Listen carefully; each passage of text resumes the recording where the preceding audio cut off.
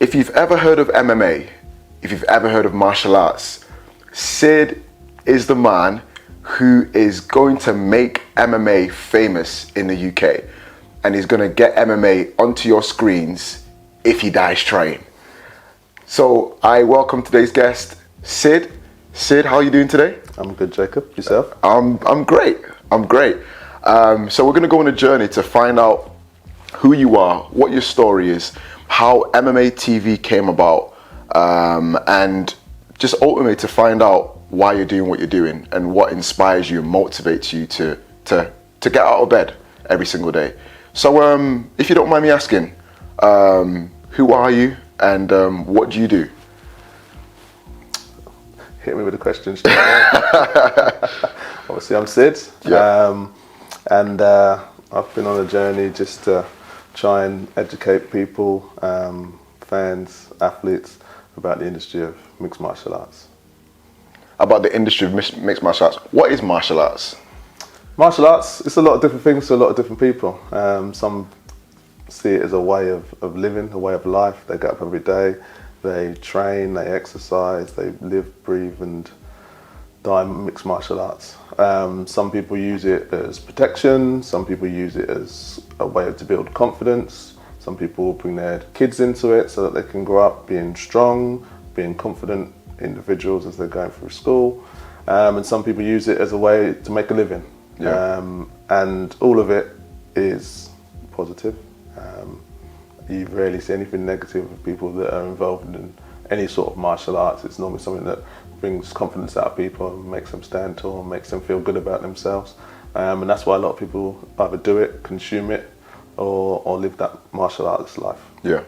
So what made you choose martial arts? Why martial arts? Because boxing, basketball, hockey, table tennis. But what for you made you fall in love with MMA and martial arts in the first place? When I was young, I started off actually with judo. So I'd done judo from quite a young age. I was around 10, 11 when I started judo. I was pretty good at judo, to be honest. Then I moved over to boxing. I started boxing from around 14 years old. So I've done that quite religiously. Again, you keep fit, you can protect yourself. It's competitive. So if you notice, these are one-on-one sort of activities. So you only have to think about yourself, and that's what I like. I prefer to, focus on what I'm doing, and I either win or I lose or I do better or I do worse. But it's all about myself and the journey that I'm taking. So I always enjoyed the competitive nature of judo, the competitive nature of boxing. I'd done that until I think I was college. Then I was more into sort of lifting weights and stuff like that for a little while, keeping fit. Because you're doing your studies, it's hard to, do both really. So I've done that, went to uni, carried on, working out and stuff. And then I saw at uni a UFC actually. So I saw UFC, I thought, this is pretty cool. This is great. I've lived my whole life not liking football and stuff like that. There was nothing on TV for me to watch. So growing up, your friends, I'm going down the pub, I'm going to watch the football at the pub. We all get together. I never done that. I never liked it. But it would have been something, if I'd enjoyed, I would have liked to have done. So I never had that. When I saw the UFC, I was like, oh wow, this is great. I love this. Like, this is finally, after all of these years, I'm at uni, after all these years, there's a sport that I enjoy. And I thought, how am I gonna learn this?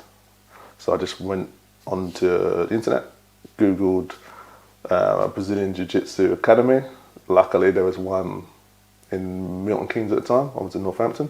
20 minutes away, 25 minutes away. Went down and joined the club. Fell in love with it straight away. Got whooped straight away by the people that were in the class. And I was a very big guy at that time, very big. And these guys were small. They weren't big at all, which showed me you don't have to be big and strong, I thought, in order to be an effective, competitor. So I loved it because I thought, well, I'm a big guy. If I can get as good as these, and I'm big, I'm going to be great at this. And that's what happened. I trained and trained and trained. The weight come down, more athletic rather than big, more cardio, more agility. It was great, and I fell in love. And that was really my journey to the start of it, because I was around some very good people, really, really good athletes, and I didn't know who there was at the time, and that was the start of it. They were so good. I was lucky to be in the same room as them. It was just by coincidence, and that was really the start of it. So yeah. So how do we now go from you stumbling across UFC and TV to you going to Milton Keynes, which is 20 minutes from Northampton, to you getting whooped, as you said, by people smaller than you? Yeah. How do we go from that to where you are now in terms of the founder of MMA TV? It was a simple story, to be fair. There was a lot of high-level athletes there. At that time, there was guys like Przemysław Musiala. He was like a top light heavyweight fighter. Alexander Edrizzo, who was Cage Warriors champion at the time. There was Danny Batten, who was also a Cage Warriors champion. These were just a few of the guys that were in the room, but they were super, super high level. To be honest, they was all working really, really hard jobs every day, but they were top level in mixed martial arts. At that time, I'd been running a separate business, which was a security business, for a few years, and my knowledge of business was increasing every day. So I thought I could probably do a good job of getting you more money, for one, so you can train full time and be even better, and get more people to know you. I thought I'd mirror the sort of the business that I'd learned from building my own business and put it over into this and helping these guys out so they didn't have to work so hard, really. Yeah. That was really the name of the game. So I started managing athletes literally from after maybe 6 months into the start of my training. I was doing all right, so people could see my progression. After 3 months, I was competing and winning and doing a good job. Yeah. Tooting my own horn, but I was doing a good job. I competed after 3 months and I won international competitions and stuff, so I was doing all right. Wow. So I thought, do you know what? They can respect me on a level that I know what I'm doing in business, and I starting to learn the industry that they're in, and they gave me a chance to, manage some of them. So I managed them, and from then, obviously, they've been the top. I learned the industry quite quickly because I'm managing some of the top guys in the sport. Yeah. So, and I did do a good job with them. I made them more money. I made them more exposure. I got them the fights in the career that they probably didn't have before. Yeah. So I had made an impact on their lives. Yeah. And that was the first area. What I did notice is, as my roster of athletes got bigger, moving from 5 to 10 to 20, not everybody can be on TV. Not everybody can get sponsorship deals and endorsement deals, because in order to get the good money from sponsorship and endorsements, ideally you need to be on TV, and there's not a lot of people showing it on TV. So we're cutting out a good 8 years here with that progression to, well, if I can't get everybody on TV and then they can't get the exposure from the brands and the sponsorship and endorsements, then I'll make my own TV. Wow. And I'll put them on my TV. Wow. And everybody can see them, and everybody can then pay them for their brands and their sponsorship and their endorsements. And that's how I'll roll it. So I was in touch with all the big promotions in the UK and Europe. My fighters were already fighting on their shows. So I'll go to them. Do you want to put your event online? Do you want to do an online thing? It's going to be called MMA TV. Do you want to give it a try? We make money from pay-per-view, and that's what we do. They literally all said because at this time nobody was doing it. There was no one doing that sort of thing at all.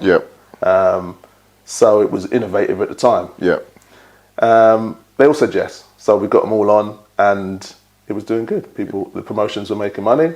My athletes were getting exposure. They can now say they're online. You can watch them on TV. Well, at that time you could watch them online. So you go on your computer, you could watch them online, which was more than before. So now they're making additional money. Promotions making pay-per-view. And then obviously from then on it grew and grew and grew. More people knew about it. More people wanted to tune in and watch. It just grew, to be honest. It grew. faster and bigger than I anticipated. So along with that, then I need to innovate the company as well. So then we got the apps. So now you can download it on your phone, you can watch it on your phone, and now you can subscribe, and now you can do all this kind of thing because it's growing. And again, fast forward probably 5 years, then we've moved on to working with television. Brands like Samsung, Panasonic, LG, Plex, Rakuten. All these big brands now are working directly with MMA TV because they see what the growth of the sport, obviously powered by the UFC, and the level of the athletes coming from the UK, which then pushes the promotion, which then wants to be seen by more people, which is attractive to these kinds of brands. And that's a fast forward of 14, 15 years of work from how it started to really where we are now, with our first live event on the Samsung TV platform this weekend from the O2 Arena. So it's been a big journey. It's been an exciting journey, and it's gone from not knowing a lot about broadcasting and television to really having a high in-depth sort of understanding of what needs to be done and the intricacies behind behind what you see on the TV, the technical aspects. So that's been the journey. Really. You said something quite interesting there, and I just want to touch on it or go back to it.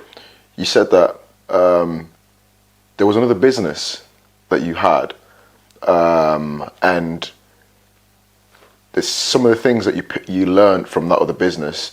You wanted to kind of adapt it to this new situation with these athletes that you potentially wanted to manage. What was that business?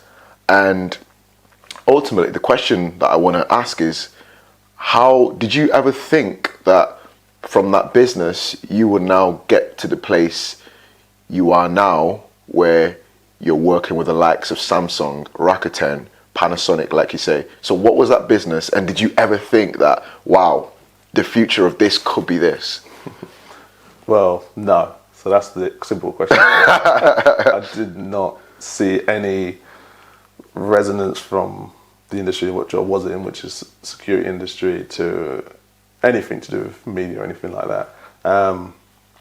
That's a story within itself, how I got into the security game. So that was the business that I originally started. Was my first business. I was at university. One of my friends at university, who actually lived in Northampton, he was done security. I didn't know at the time, but he was a doorman. So he asked me one day, we're running short on a staff member. Would you be able to fill in? I was not really up for it at the time. I just started uni. I was only 3 to 6 months in. It just wasn't something that I wanted to do. But after some persuasion, I said, okay, I'll come and do it. So I went and did it. It was actually all right, earned some decent money. Not really that hard work. Next week. Were you one of the guys that just stood there, looked at, and then if you didn't like the person's trainers, you tell them to go home? One of them ones. I never done that. I was a nice guy. I was a nice guy. Yeah, I was a nice guy. I was a big guy, but I was a nice guy. You weren't the not today ones? No. I was all right. I was nice. Right. Do you know what? I think it was a breath of fresh air. Okay. So that's what happened. The next week he asked me to come back again. The following week he asked me to come back again. From that week on, it was like, I'm pretty much part of the team now. Fixture, Yeah. So I was that was my job whilst I was at uni, earning money. Probably around 3 months after that, the owner of the club promoted me, and I was a head doorman. So that was good. More money, brilliant. Then probably within 3 months after that, the owner always used to come to me, can you get any staff, because we were short. I was like, yeah, I know a couple of people. So I brought them along. He liked them. Again, I can get some more people. Yeah, I can get some more people. And I thought, wait a minute, if I'm bringing in people to work, maybe he can pay me and I'll pay them. And what's in between, the profit, I get to keep it. That's how we did it. He said, yep, straight away. And then it was my responsibility to get the staff in. I could do it easily. I got people from uni and stuff, and that was great. So during this time, I'm having a transition now with the mixed martial arts and the security work. So it gives you more confidence because you're competent, and with competence comes confidence, and that's what happened during that transition. And you don't have to be the big guy who's mean to everybody. You can be polite to people because you know that if a situation arises, you can deal with it efficiently and effectively because of the martial arts. Great. Different to what the big brutey guys punching people and doing all sorts of crazy stuff. No club owner wants that. It's not what they want. So when I was bringing people on, I was bringing on people that could talk. They were from uni, so they could talk. They were like, you know, similar to me, different walks of life. They could talk, but then I would train them as well. So every week I would personally train them in jiu-jitsu, mixed martial arts, striking, so that they too could become competent. It's not just about being a big guy. So now you've got people that can talk politely, educated, but can also, you know, do what they need to do if a situation should arise. Perfect for a club owner. This was different from everybody else. So we now have very good staff in the security game. The club owner opened up a new club. Obviously, he employed us. More people. So now I've gone from, if I have 5 people, now I have 10 people working. Then after that, he gets a bar. Now on top of that, I've got another 5 people. So now I'm at like 15, 20 people that are working every week. Uni, all trained, all speak well. Word starts to spread. Oh, we've got these guys. They're very educated. They know what they're doing, and there's no brutality. It's all kind and effective sort of methods. Brilliant. Word spreads. We get more and more business. Before you know it, you've got 50 people. Then you've got 100 people, and it grows and grows like that. So that was what I found from the martial arts, the business side of growing a business, that it wasn't necessarily my plan, but you learn things along the way.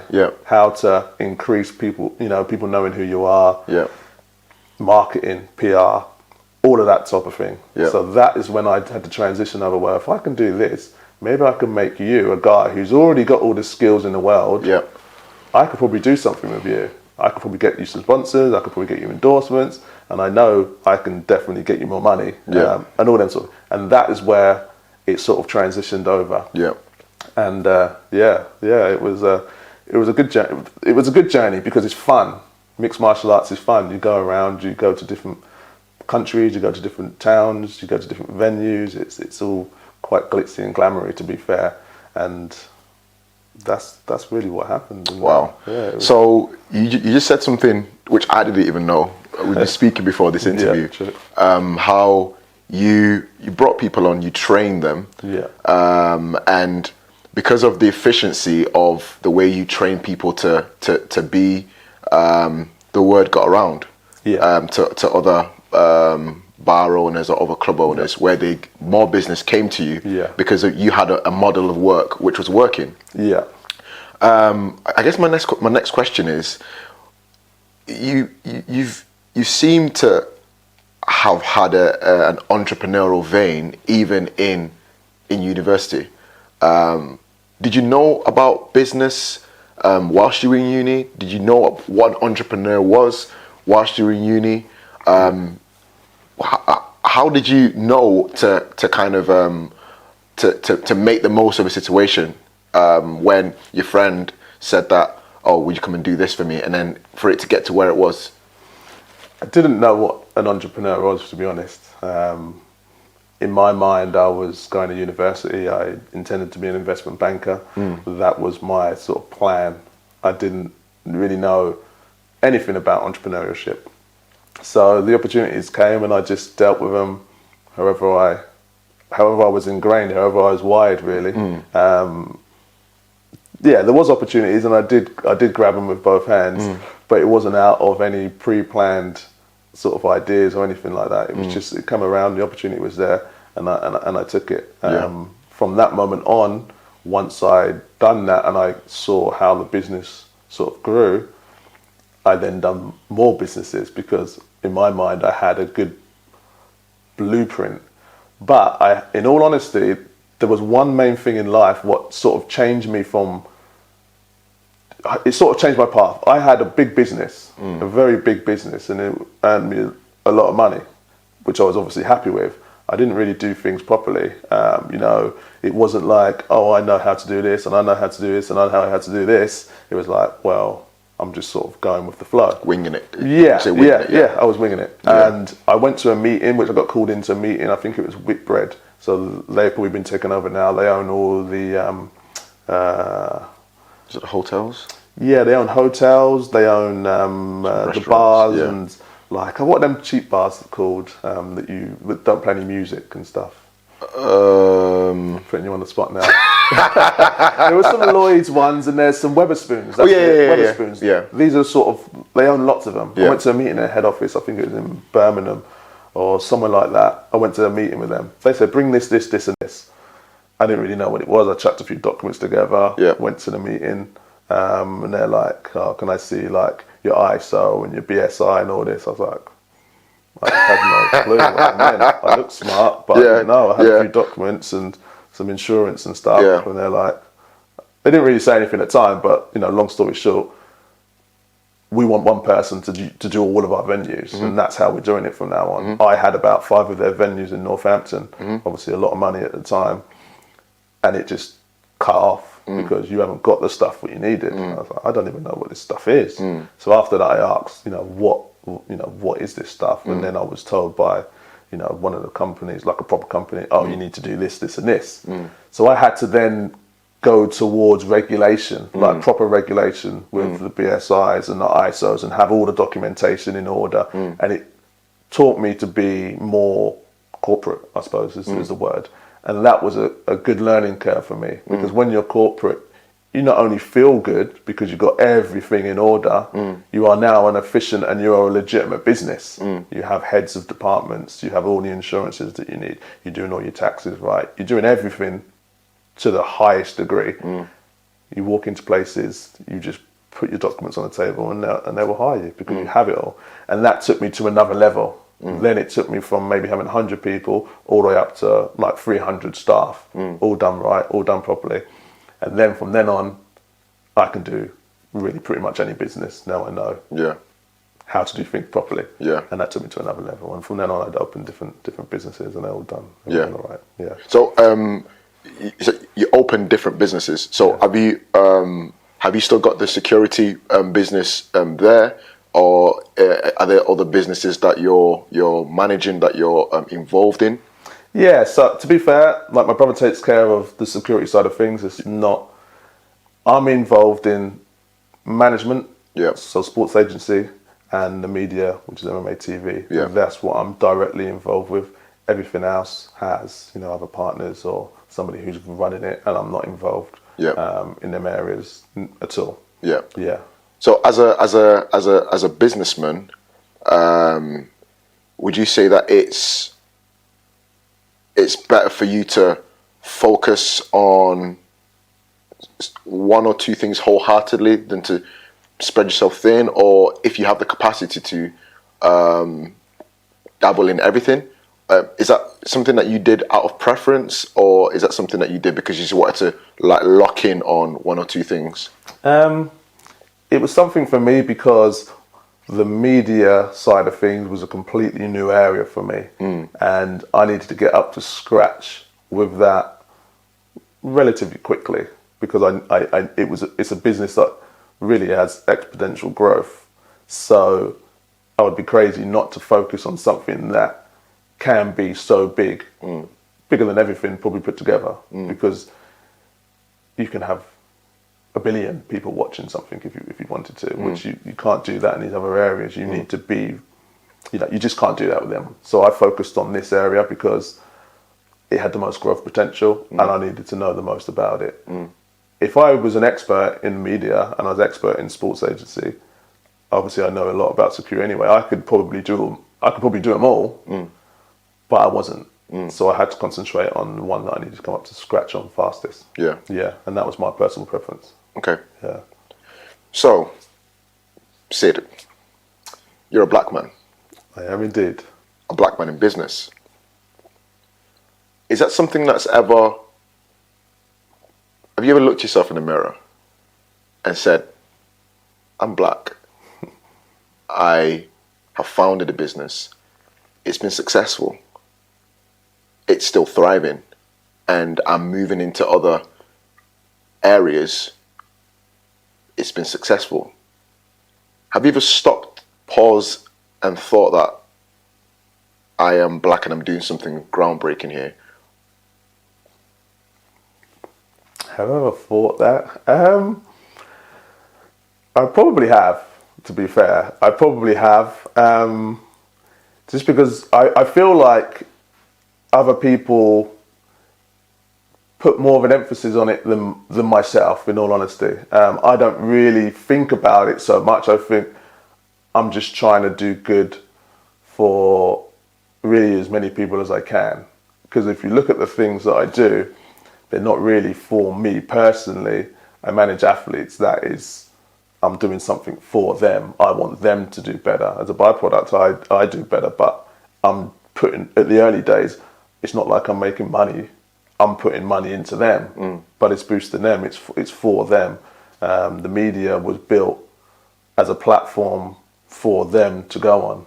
It grew to something bigger, but ultimately it's in order to give to other people so they can boost their careers. So I don't necessarily think about, oh, I'm doing this or I'm a black man in business. I just feel like I'm doing a good job. It's growing. That's great. But along the way, there's been areas where when you're dealing with big corporate companies, there may be elements where you think, you know what? There's not many other black faces in here. It's only me. It's only me. How many black people are there that are building big, successful media companies? I'm sure there's plenty out there, but I don't see it. So maybe I'm doing a good job. But I don't necessarily put an emphasis on it. I'm just doing what I'm doing, and it's working out. So that's probably the most I sort of think about it. But I'm proud of what I've done so far and what I'm accomplishing. I want to do more, and then I can look back and be like, do you know what, you've done a good thing. Yeah. Yeah. A lot of people look at someone like Michael Jordan as an inspiring figure, the GOAT, that's what they call him, the greatest of all time. In your industry, we've got people like Dana White, who is, I believe, is the president of the UFC, or he's the main face, the main staple of the UFC. Who are the people, or who is a person that you see is like a barometer that this is where I want to get to? It could be yourself, it could be someone else, but who or what drives you to push and to be all that you can potentially be through this business or just in life anyway? A couple of questions in there, but obviously you mentioned Dana White. He's done a lot of things that I feel like I've been up against. Mixed martial arts is a sport what people didn't respect really in the early days. In America, a lot of the continent, a lot of the states banned mixed martial arts. They wouldn't let you even have an event. They wouldn't even put it on TV. You know, flipping back in the day, porn was on television, and UFC wasn't allowed. Yeah. So this is crazy. Yeah. You know, this is how bad that people thought it was in the early stages. But he broke through that. He carried on doing it, and 20 years later, from a company that they bought for $2 million, which was basically just 3 letters, and that's it, turned into the biggest franchise in the world and sold for $4.2 billion. You could buy Manchester United at that time for $1 billion. You could buy an NBA team for $1 or $2 billion at that time. So that shows the level of success that the UFC had, and that was mixed martial arts.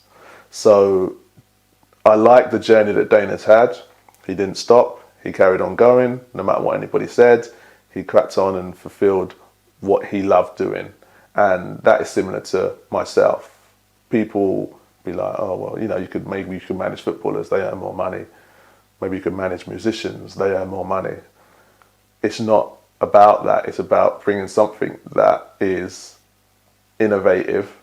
Nobody thought about it before, which was the same as football back in the day. They was earning £500 a week, and now they earn £200,000 a week or more.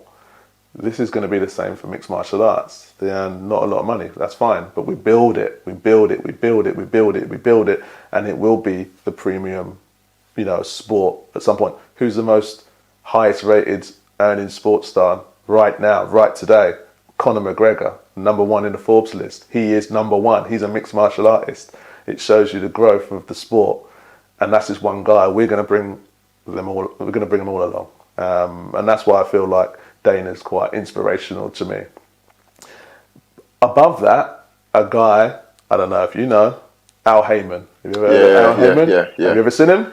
Al Heyman, I've seen him on TV. Yeah? Yeah. He doesn't get about a lot. Al Heyman is Not Leonard Ellaby.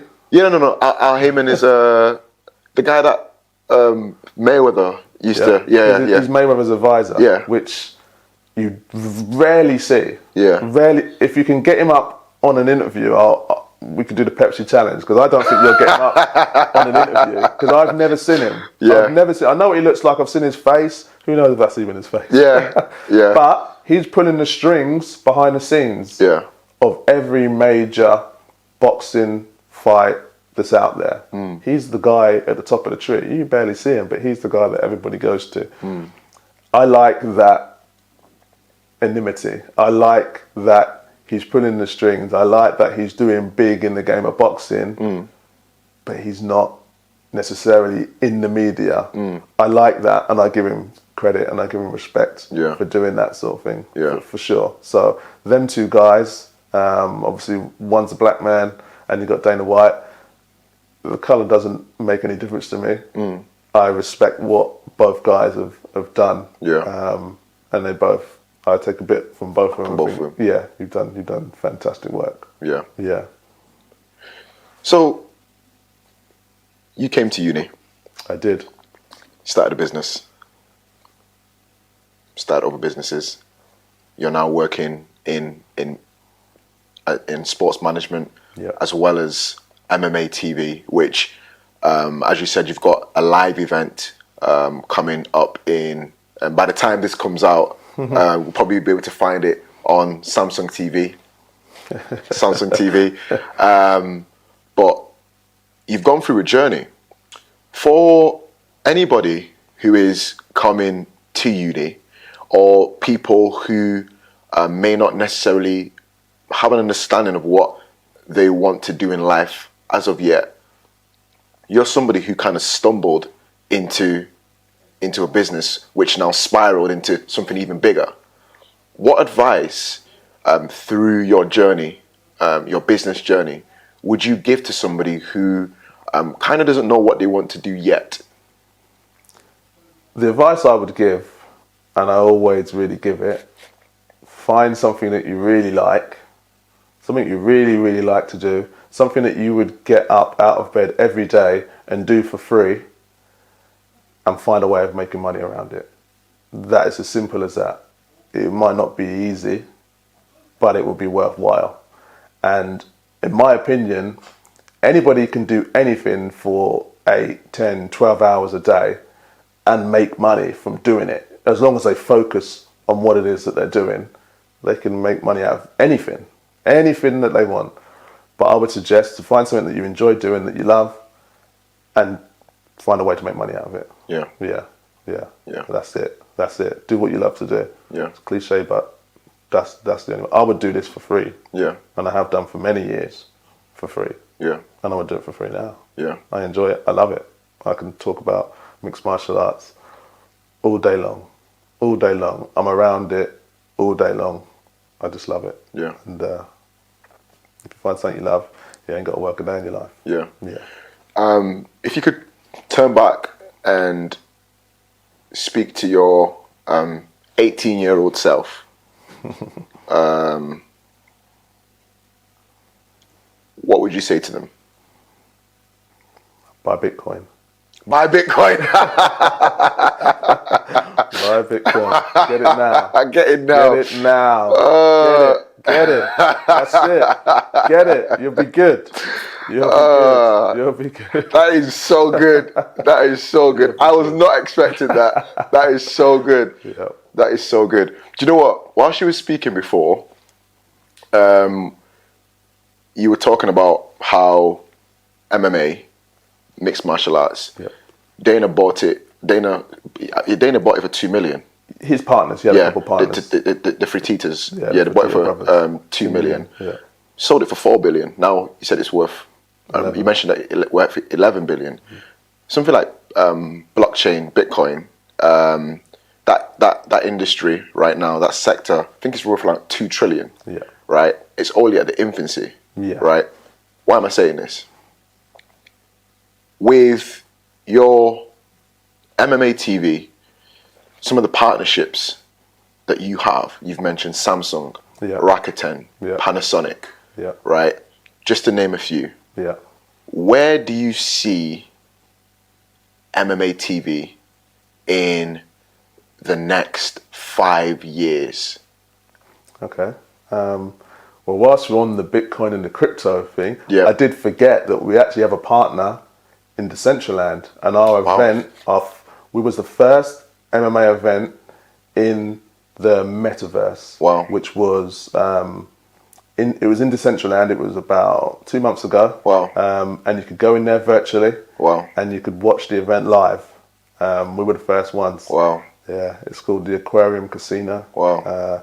And it's all to do with crypto. They got a crypto like casino in there. You can sit down, you play with cryptocurrency. Wow. You win, you can play with, it's real money, it's a real Yeah, life thing, yeah, but it's yeah. in the metaverse. Yeah. So that again is something innovative. Yeah. People, again, it's in the infancy. They probably don't even know. But Yeah. if we're talking 5 years time, this is something that will be big in the metaverse. You'll go in there, you watch events, you'll do stuff what you would do in everyday life.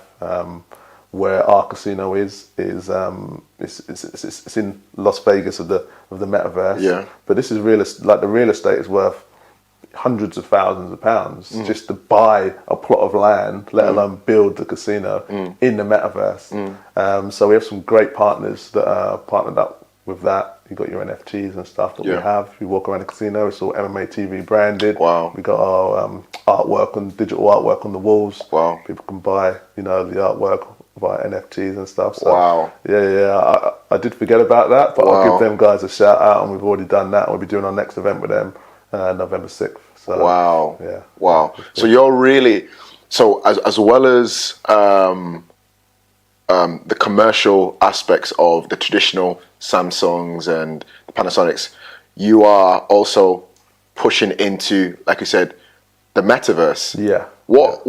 What inspired you to do that? What was the eureka moment which thought, wow, this is somewhere that I'd like to position this brand or this company?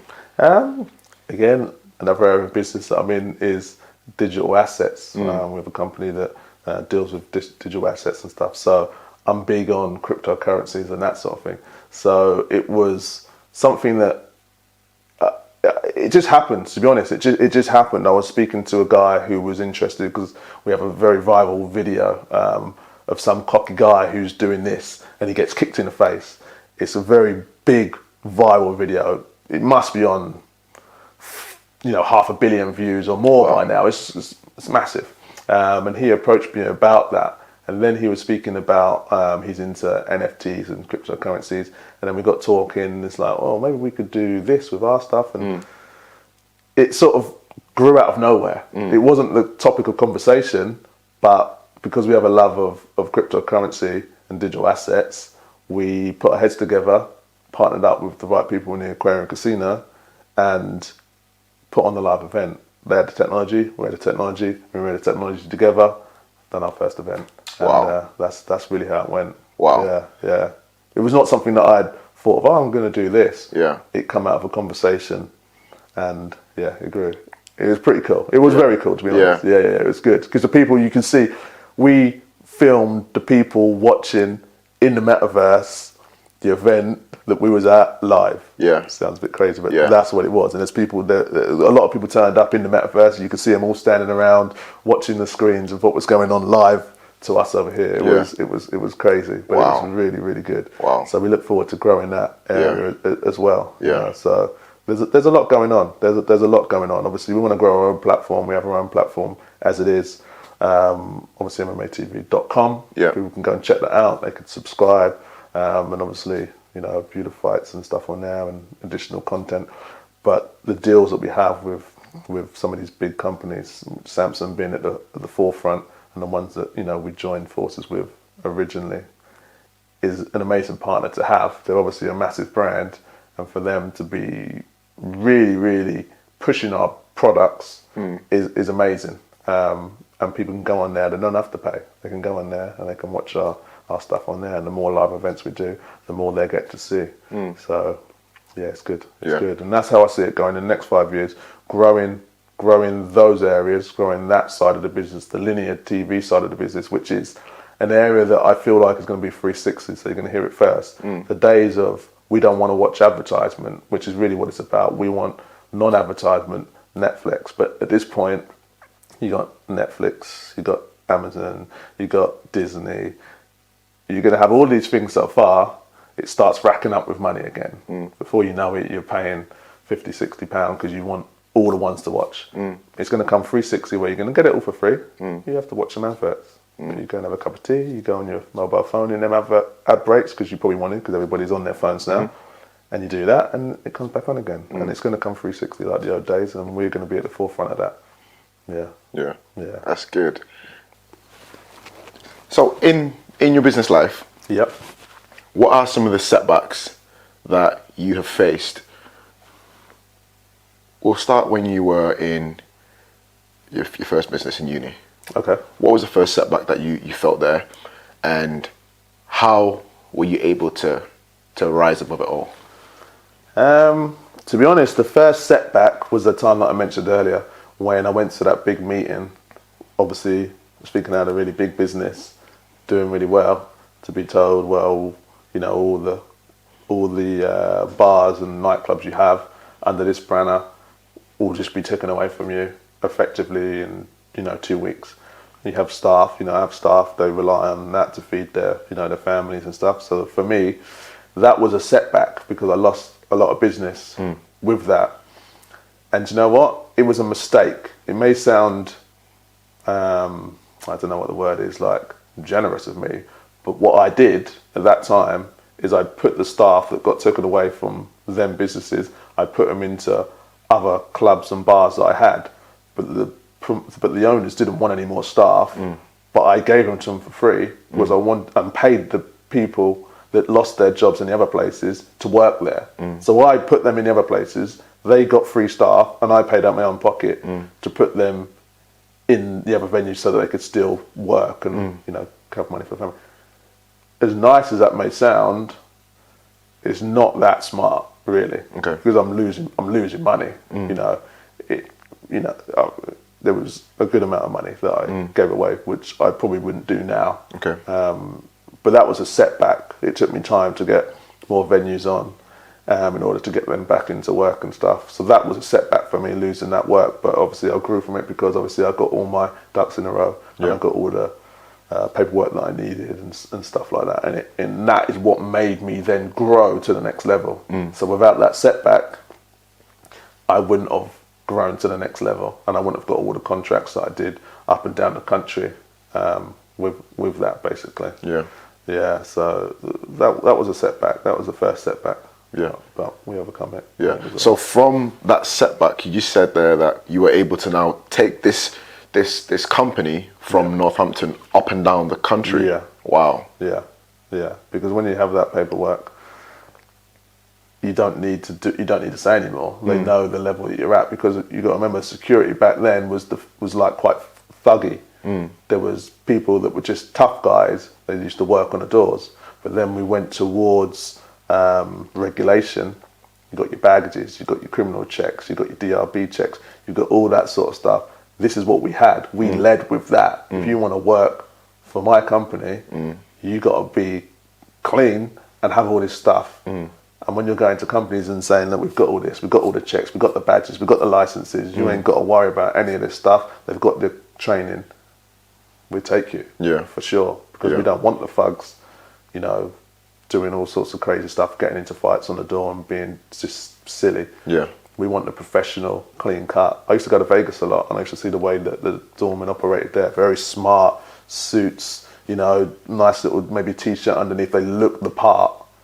I brought that over here. All my guys were smart then. Because when I first started, I had some jeans on and some shoes.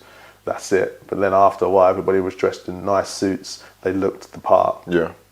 And that's different from what was there before. Yeah. So we brought something different, and on top of that, we had all the the right credentials, and we took off.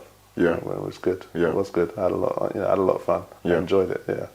So that was with the security company. Yeah. How about in any setbacks that you faced with the sports management business? How did you overcome that? There's many. There's many. In sports management, you're dealing with a lot of things. A lot. You're dealing with athletes. You're dealing with promotions. There's a lot of things that go wrong. For me, because I like to do things from the bottom and take it all the way to the top, I'm involved with every aspect of an athlete or client's life. So during life, you have many ups and downs. You can have, which is the most heartbreaking for me, you put all your effort into an athlete, you take them all the way from the bottom, raising to the top, and then you get people from outside see how well they're doing, and they're in their ear and stuff like that, and then, come over to us, oh, you should be getting this, you should be getting first class when you travel, you should be getting cars, this sort of thing. And if they go with, sometimes they do. It's not happened a lot, but they go, they listen to it, and they go with them, and you're like, oh man, I put years of effort into you. You're where you wanted to be, and you left. It's heartbreaking, it's heartbreaking, and it happens. Other times you have athletes that have got absolutely everything. They look the part, they've got the skills, they've got the chat, and they're ready for the big league, or they're in the big league, and they may get a girlfriend, or they may have a child, or they may not have enough money, and then they fall out of the sport, and you're like, wow, this person had it all. He just needed to, just stick with it. He's already in the big league. He's already earning the good money, but he left because of this. Again, it's heartbreaking. These are setbacks. There's been times where somebody's gone into the UFC, they've signed their fight, they're getting big money, they co-main event, they are what they've dreamed of their whole life, and a contract dispute with another organisation that they was with didn't want to let them go. They didn't want to let them go, even though contractually they have fulfilled their obligations. Because they questioned it, even messed up that whole deal, and they was not able to compete in the UFC at that time when they wanted to, because this organisation had questions that they wanted. After the UFC fight had finished, then I'm like, oh yeah, we got it wrong, you can go. It's too late. And this person had been dreaming of that for his whole life. These are setbacks that you don't necessarily overcome, but they're a learning curve. A learning curve. I've had all of these learning curves along the way. Lots, still more to mention, but these are some of the things that do happen, and you don't really get over them, but you know what not to do or what to do with other athletes.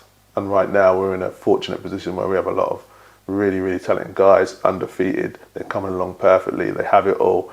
Some of them issues, you make sure that you nip in the butt before you even, get to it. And they will then move on to their careers and they will fulfill it. And that is the game plan. And so far it's been working tremendously. Yeah. So, yeah. Yeah. Don't know if you mind me asking this. In terms of your sports management, how many athletes do you manage? We probably have around 70. Okay. Yeah, we have about 70 under contract. So I have a couple people in the team. So personally, I manage a set amount. I may have around 30, say. So I have 30, somebody else has 30, and somebody else may have like 10. Okay. So that's how I do it, because then I can personally do all the things that I do on a personal level. Yeah. And it's quite a lot, so I couldn't handle 70 athletes on my own. Yeah. It would be way too much. Yeah. So I've got 30 that I personally look after. Yeah. And it works. That's the way it works well for me. Yeah. What's the plan with that? We just keep on growing. We get more athletes. We grow the business like that. More athletes in more organisations with more partners. And obviously with the MMA TV side, we can bring them up now on the MMA TV platform from grassroots level. So people were exposed to them from day one, whereas before they'd be exposed to them only if they made it to the top. Now they get that exposure from the bottom all the way through to the top with the MMA TV. So that's it. We keep getting more athletes. We keep on making sure we've got streamline their progression in their career and make sure that they're getting the help and sponsorship and training that they need from the beginning. And it's been working well. Yeah. Yeah. It has. That's good. That's good. Got one or two more questions. Because this is Black History Month. Yep. You are a black man in business. What advice would you give to a young black person who may have gone through some adversity in life? Not just adversity in life, but who, coming from a background myself where parents want you to be a doctor, they want you to be a lawyer, they want you to be the first black man in space. What advice would you give to somebody who has a dream, but they may not necessarily have the support system around them to make that dream or to take that first step to make that dream a reality? What advice would you give to that person? I don't know if it's tough love, but I feel like it's quite tough love. I always tell people, number one, nobody owes you anything. That's the most important thing to me. Nobody owes you a thing. Your brothers, your sisters, your mum, your dad, your auntie, your uncle, your friends, nobody owes you anything. So don't rely on anyone. If you're starving on the side of the road, don't expect anybody to come and help you. Hey. Help yourself. You know, don't expect it. That's the first thing. If you can get that out of your mind, that will be the first step that you'll take then to pursue whatever dream it is that you want to pursue, because you won't be relying on anybody else. Don't feel like you're going to start a business and when it's not going quite well, ask somebody for money, because they're not probably going to want to give you any. So you're going to have to fend for yourself. But once you have that idea, once you have gone past that part, no matter what, keep on going, keep on driving towards that dream, and don't stop, don't give up, and you don't need the support, because you're going to be supporting yourself. And you know what anybody likes more than being the first black man in space or the first lawyer here or there? Success. Success is what people love, because you know what, anybody who doubted you at the beginning will be the first ones trying to jump on the wagon once you've made it. And that's my advice for everybody, because if you put in your effort 100%, you will make it. You will make it, but you can't wait or rely on anybody else, because they will evidently not be there when you really need it. So don't have that in mind and you'll be fine. Yeah, that's my advice. I don't know if it's good advice or bad advice, but it's real life advice. Because a lot of people you do see, they rely on people like, oh, I didn't have any money and my parents wasn't there to help me or whatever, for whatever reason. Well, because you're probably waiting for them to help you. It means you didn't make that extra effort to do it yourself. No safety net. Yeah. You know, no safety net. Yeah. Yeah. Do you know what? It's very real. It's very real, yeah. It's very real. Yeah. It's very real, because at times, like you said, the cushion that you have of, like your parents or a big brother or a big sister, who can bail you out of situations, is what's kind of hindering people. But you just made a real statement. Yeah. A real statement, and if people were to embrace that, then it shouldn't limit them right from the beginning, but just progress on from there. Yeah. How do people find you?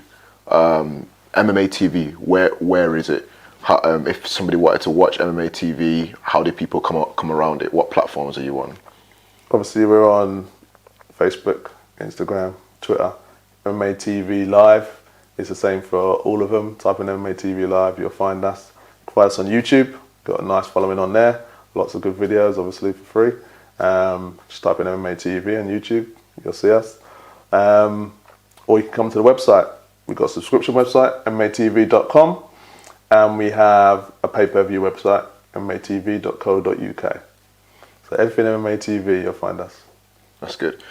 Well, Sid, thank you for your time today. Pleasure. You've given us great value in regards to how somebody overcomes adversity and how the adversity can be used to kind of push you on to the next phase of your life.